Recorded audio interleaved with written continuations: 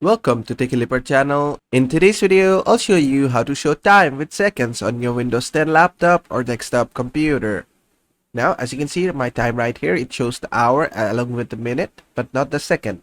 To show the second, just go to search and type regedit. Just open up regedit, give it administrator permissions, and then just go to this location bar and paste this location right here.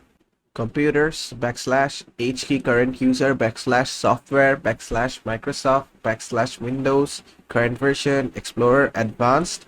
Just go here, and in here try to find something called show seconds in system clock. As you can see, it's not right here, so I'm just gonna create it. Right click here and click on new, then click on dword 32-bit value and name it show seconds in system clock. Hit enter. Then just select it, right click on it and click on modify, and make sure the value is set from 0 to 1. Click on OK. Then just close this. Then just go ahead and restart your system and your time should be in seconds. Let me just go ahead and restart my system. And after restarting the system, as you can see seconds in our system clock. And basically that is it. And that is how to show time with seconds on your Windows 10 laptop or desktop computer.